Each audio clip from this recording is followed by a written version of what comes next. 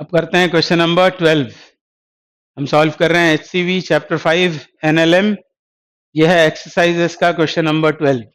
A man has fallen into a ditch of width D and two of his friends are slowly pulling him out using a light rope and two fixed pulleys as shown in figure।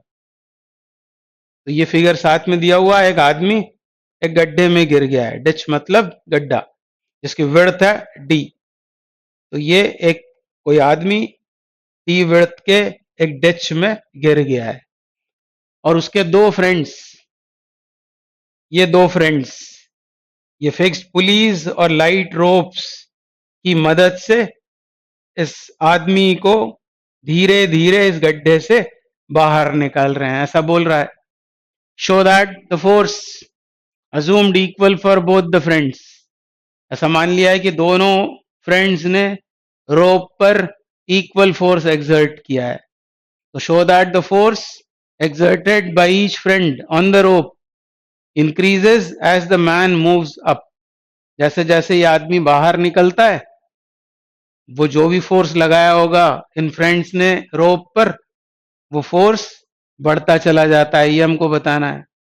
और second part में find the force when the man is at a depth h। जब ये आदमी h depth पर है तब वो force भी हमको फाइंड आउट करना है। तो कैसे सॉल्व करेंगे? मान लेते हैं इन फ्रेंड्स ने रोप पर एक्सर्ट किया है ये फोर्स कौन सा है? Exerted by the man on the rope. यही फोर्स ट्रांसमिट होकर इस तक पहुंच जाएगा। इस पर इस तरह लग रहा होगा ये फोर्स, कितना? T। ऐसे ही इस दूसरे फ्रेंड ने भी क्वेश्चन में बोला है दोनों ने इक्वल फोर्स एक्सर्ट किया है, तो ये भी T एक्सर्ट कर रहा होगा, तो ये इस तक पहुंच गया। अब ये एंगल हम सपोज कर लेते हैं थीटा है। ये वर्टिकल डायरेक्शन है, ये हॉरिजॉन्टल। ये एंगल जो रोप ने वर्टिकल के साथ बनाया है वो एंगल है मान लो थीटा। तो सिमेट्री से ये भी थीटा होगा। और आप क्या करेंगे? इसको रिजॉल्व करेंगे टी को।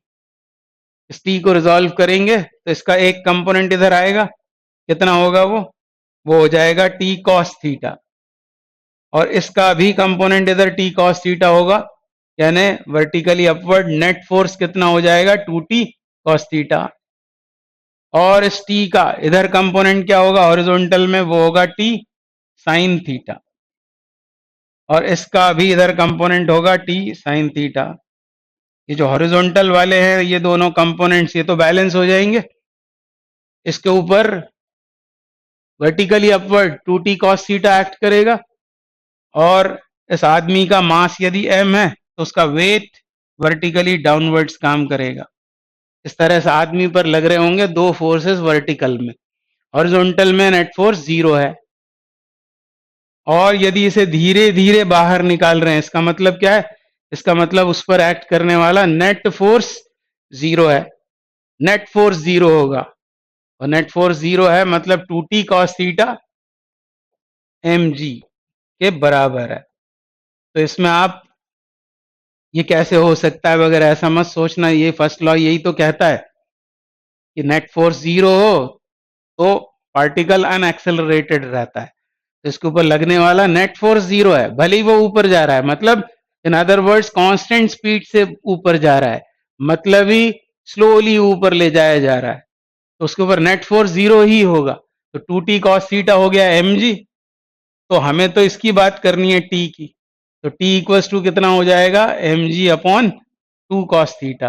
mg upon 2 cos theta. और जैसे जैसे ये आदमी ऊपर जाएगा थीटा क्या होता जाएगा? यही डायग्राम फिर से मैंने यहां बना रखा है सेकंड पार्ट को सॉल्व करने के लिए। इसमें आप देखो जैसे जैसे ये आदमी ऊपर जाएगा ये एंगल क्या होता जाएगा? वर्टिकल के साथ जो एंगल है वो बढ़ता चला जाएगा, यानी थीटा इंक्रीजेस। कब? As the man moves up. ये वाला आदमी जैसे जैसे ऊपर जाएगा थीटा को क्या होना है? बढ़ना है। और थीटा बढ़ेगा तो कॉस थीटा का क्या होगा? कॉस थीटा कम होता जाएगा। इस फंक्शन की प्रॉपर्टी है। तो कॉस कम होता जाएगा यानी टी बढ़ता चला जाएगा। तो ये पार्ट ए सॉल्व हो गया। ये हमने शो कर दिया। अब यहाँ इसकी भी बात कर लेते हैं, इसके स्टेबिलिटी की। ये जो आदमी है, गिर ना पड़े, यदि यहाँ कीचड़ वीचड़ होगा और फ्रिक्शन नहीं होगा तो ये दोनों ही उसमें गिर जाएंगे गड्ढे में, उसको बचाने के चक्कर में। ऐसा ना हो इसलिए इस सरफेस को कैसा होना पड़ेगा, रफ। और फिर सोचें, इस आदमी ने रोप को खींचा अपनी तरफ खींचा रोप को, तो रोप इसे खींचेगी अपनी तरफ, रोप इसे खींचेगी, ये वाला फोर्स। ये किसने एग्जर्ट किया है? By the rope on the man. और इसे उसे बैलेंस करना पड़ेगा, नहीं तो वो खुद भी गड्ढे में गिर जाएगा। अब कैसे बैलेंस करेगा? तो अपने दोनों पैरों से, वो देख रहे हैं आप थोड़े तिरछे दिखाए हुए हैं पैर, वो धक्का देगा जमीन को नीचे, और नीचे जमीन को धक्का देने से उसको मिलेगी रिएक्शन, मतलब फ्रिक्शन, वो इधर एक्ट करेगा।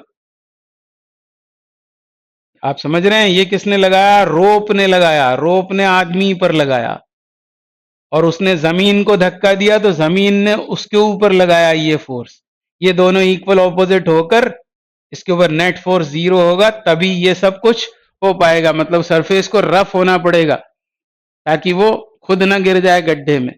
तो पहला पार्ट तो सॉल्व हो गया। पार्ट बी में हमसे बोला है find the force when the man is at a depth h। उसके लिए अलग से मैंने फिगर यहाँ ड्रॉ कर रखा है। मान लो यहाँ है आदमी, किस डेप्थ पर? h डेप्थ पर, और ये विड्थ है उस डिच की। तो ये कितना होगा? ये होगा d/2, और ये होगा d/2। इसका फोर्स डायग्राम हमको पता ही है। ऊपर कितना फोर्स आएगा इस मैन पर? 2t cos थीटा, और नीचे फोर्स होगा mg। और इधर वाले फोर्सेस तो कैंसिल आउट हो गए। हमको क्या फाइंड करना है? ये वाला फोर्स, मतलब t फाइंड करना है। और t के लिए हमने पहले इक्वेशन बना रखा है, वो t इज इक्वल टू होगा mg/2 cos theta, mg/2 cos theta. बस यहाँ cos थीटा का वैल्यू हमको निकालना है।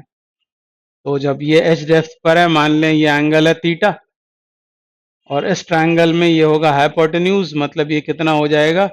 √h² plus d²/4। ऐसा हो जाएगा ये। इसका ये हाइपोटेन्यूज हुआ, और इसका एलसीएम यदि ले लें तो ये टर्म मैं पहले लिख रहा हूँ, d² प्लस 4h² अपॉन 2, ऐसा हो जाएगा ये। और अब cos थीटा का वैल्यू यहाँ सब्सटीट्यूट करना है, तो mg/2 ऑलरेडी आ रहा है, और यहाँ सब्सटीट्यूट करेंगे cos थीटा। इस ट्रायंगल में cos थीटा क्या हो जाएगा? ये बेस, मतलब कितना? h अपॉन हाइपोटेन्यूज, मतलब ये सब कुछ कितना हो जाएगा? ये √d² प्लस 4h²/2, ऐसा होगा। तो पहले इसको रेसिप्रोकेट करें तो क्या क्या आएगा? यहाँ mg, और इस 2 का इसमें मल्टीप्लाई होकर ये 4h हो जाएगा, और ये चला जाएगा न्यूमरेटर में, मतलब इधर लिख दें इसको, कितना है ये? d² plus 4h²। और यही है इसका वैल्यू t का। कब? जब वो उस डिच में गिरा हुआ आदमी एच डेप्थ पर है। ये सेकंड पार्ट का आंसर है।